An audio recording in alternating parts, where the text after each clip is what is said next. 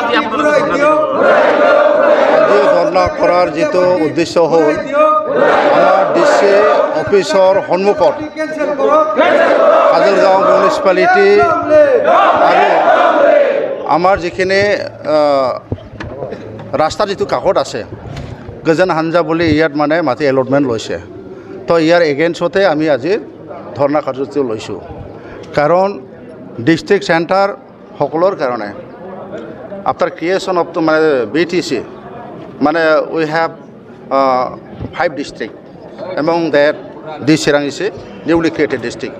তো এই newly created ডিষ্ট্ৰিক্টত যে আজি আমি যদি ক'ব লাগে যেতিয়া চিৰাং জিলা গঠন কৰা হ'ল, চিৰাং জিলা গঠন কৰিবৰ কাৰণে আমি ইয়াত দক্ষিণত কলেজ, ইপিনে উত্তৰত আমাৰ শিলপতা, পশ্চিমত আমাৰ বিবেকানন্দ আৰু আমাৰ পূব ছাইডত আছে বৈকুণ্ঠগাঁও। এই বৃহত্তৰ এৰিয়া মানে 700 বিঘা ইয়াত মাটি আমি ধাৰ্য কৰিছোঁ। আৰু সেইটোৱে আমি প্লেনিং কৰিছোঁ যে ইয়াত আমাৰ DC অফিচ আহিব, ইয়াত আমাৰ SP অফিচ আহিব, লাইন ডিপাৰ্টমেণ্ট আমাৰ বহুত আছে। সেই গতিকে এইবিলাক কৰোঁতে আমাৰ এই মাটিবিলাক লাগিব। 2003 পিছত আৰু 2004 যেতিয়া আমাৰ জিলাখন হ'ল, প্ৰথম আমাৰ DC আছিলে মাননীয় আমাৰ জিতেন বৰগোহাঞি। মানে সেই থকাৰ পৰা আমি এইবিলাক গোটেই আমি এই মানে 700 বিঘা মাটিটো আমাৰ এই অফিচৰ কাৰণে সেইটো ৰখা হৈছে। আজিৰ দিনটো যদি কয় SP অফিচ ইয়াত আহি গৈছে, ইয়াত আমাৰ DC অফিচ আহি গৈছে, ইয়াত আমাৰ ডিষ্ট্ৰিক্ট চেণ্টাৰ আহিছে। ডিষ্ট্ৰিক্ট চেণ্টাৰ হ'ল আমাৰ এটা গোটেই ডিপাৰ্টমেণ্টটো ইয়াত একেলগতে ৰাখি পেলাই অফিচ কৰা। কিন্তু আমি আজি দেখিছোঁ ডিষ্ট্ৰিক্ট চেণ্টাৰত আমাৰ যিটো লাইন ডিপাৰ্টমেণ্টৰ অফিচ ফুল পৰ্যায়ত ইয়াত আমি ৰাখিব নোৱাৰোঁ। সেই গতিকে এতিয়া 39 যিটো ছাবজেক্ট আছে, 39 ছাবজেক্টৰ বেলেগ বেলেগকৈ অফিচ কৰিব লাগে। সেই গতিকে 39 ছাবজেক্টৰ যদি অফিচ বনাব লাগে বহুত আমাক মাটি লাগিব। সেই গতিকে এই মাটিটো অফিচৰ কাৰণে ৰখা হৈছে। আৰু অকল অফিচৰ কথা নহয়, বিভিন্ন তেনেকুৱা আমাৰ এতিয়া ইনফ্ৰাষ্ট্ৰাকচাৰ আহি আছে, বিল্ডিং আহি আছে। সেই গতিকে এই মাটিটো তেনেকুৱা উদ্দেশ্যৰে আমি সেইটো ৰাখিছিলোঁ। আৰু আজি আমি ক'ব লাগিব 2005 পৰা BPF চৰকাৰ হোৱাৰ পিছত হাগ্ৰামা ছাৰৰ নেতৃত্বত আমাৰ এইখন BTC আৰু এইখন জিলাখনত আমি সিদিনাখন 2019 লাষ্টলৈকে কোনো মাটি তেনেকুৱা ব্যক্তিগত দিয়া হোৱা নাছিল, খাজ হিচাপে ৰখা হৈছিল। কিন্তু 2020 পিছত UPPL চৰকাৰ অহাৰ পিছত আমি দেখিলোঁ ডিষ্ট্ৰিক্ট চেণ্টাৰৰ DC অফিচৰ বেক ছাইডত, SP অফিচৰ বেক ছাইডত, ডিষ্ট্ৰিক্ট চেণ্টাৰৰ বেক ছাইডত বহুত মানুহবিলাকে নিজাববীয়াকৈ মাটি সেইটোকে এলটমেণ্ট কৰা হৈছে। তো এইটো চলি আছে এতিয়া। সেইদিনাখন মই এছেম্বলিত প্ৰশ্ন কৰিছিলোঁ, আমাৰ যিটো লেণ্ড ডিপাৰ্টমেণ্টৰ যিটো ইয়াক মই সুধিছিলোঁ যে ডিষ্ট্ৰিক্ট চেণ্টাৰত তেনেকুৱা মাটি লৈ আছে, আপুনি কোনজন মানুহক মাটি দিছে, কিমান বিঘা মাটি দিয়া হৈছে, এইটো ডিটেইল দিব লাগে। কিন্তু প্ৰশ্নৰ উত্তৰত ক'লে যে ইয়াত কাকো দিয়া নাই। কিন্তু আজিৰ দিনটো যদি চায় যে বহুত মানুহে তেনেকুৱা ইণ্ডিভিজুৱেলি মাটিটো লৈছে। আৰু ইয়াৰ বেছি প্ৰমাণ হিচাপে আজি যে আমি ধৰ্ণা কৰিব লগা হ'ল যে আমাৰ DC অফিচৰ ফ্ৰণ্ট ছাইডত যে এই যে গজন হাঞ্জায়ে সেইটো এলটমেণ্ট পালে। আমাৰ ডিষ্ট্ৰিক্ট চেণ্টাৰ অৰ্থাৎ DC অফিচৰ ফ্ৰণ্ট ছাইডটো এতিয়া আমি ধুনীয়াকৈ এইটো সজাইছোঁ। ইয়াত আমি গছ ৰুইছোঁ, ইয়াত আমি প্লান্টেশ্যন কৰিছোঁ, এইটো যাতে গ্ৰীণ হয়।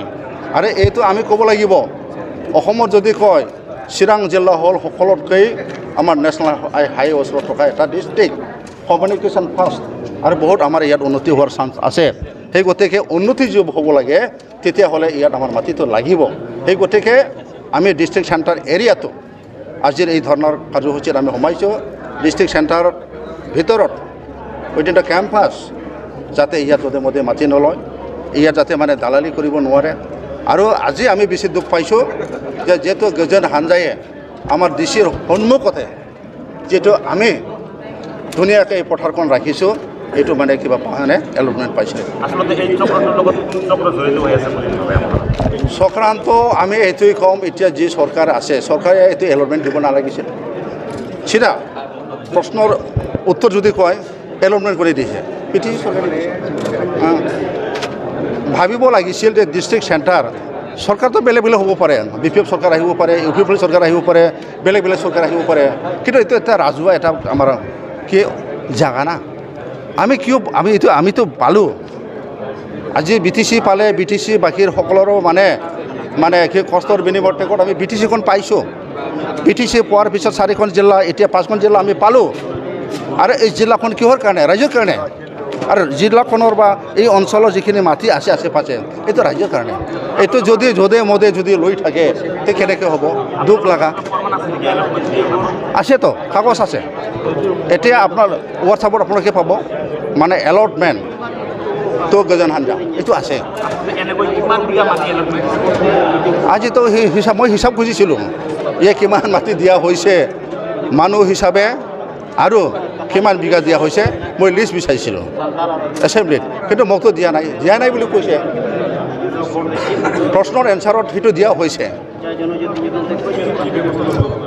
এতিয়া ইয়াৰ কাৰণে এতিয়া আমাৰ ব্যৱস্থাটো হ'ল ডিষ্ট্ৰিক্ট চেণ্টাৰৰ কম্পাউণ্ড যিখিনি মাটি আছে এইটো আমি বচাব লাগিব সকলোৰে দায়িত্ব অকল আমাৰ BPF বা MCLA কাৰণ নহয় এইটো ৰাইজৰে দায়িত্ব আমি এইটো ভাবোঁ আৰু ইয়াৰ কাৰণে আমি সকলোৱে মাতিব লাগিব আৰু যিখিনি এতিয়া হৈ আছে আৰু এইটো যদি বন্ধ নকৰে তেতিয়াহ'লে এইটো আমাৰ ধৰ্ণা কাইলৈ আন্দোলন হ'ব পাৰে গণতান্ত্ৰিক আন্দোলন কৰি পেলাইও আমি এই মাটিখন বচাম ৰাইজৰ কাৰণে দিম আৰু ডিষ্ট্ৰিক্ট চেণ্টাৰৰ কাৰণে আমি ৰাখিম আমাৰ ধৰ্ণাটো হ'ল এই যে সন্মুখত হাইৰোডৰ সন্মুখত ডিষ্ট্ৰিক্ট চেণ্টাৰ আমি যে গছ কাঢ়িছোঁ তাতে ডিষ্ট্ৰিক্ট চেণ্টাৰ সোমোৱাৰ লেফ্ট ছাইডতে মাটি যি 2.5 বিঘা আছে এইটো এলটমেণ্ট দিছে UPPL তো কেনেকুৱা এলটমেণ্ট দিব পাৰে আমিতো নিদিম এইটো গোটেই চিৰাং ডিষ্ট্ৰিক্ট গোটেই ৰাইজৰ কাৰণে হয় এইটো অকল এজন দুজনৰ কাৰণেতো এই মাটি নহয় আমি নিদিম আমি এইটো কাৰণে ধৰ্ণা কৰিছোঁ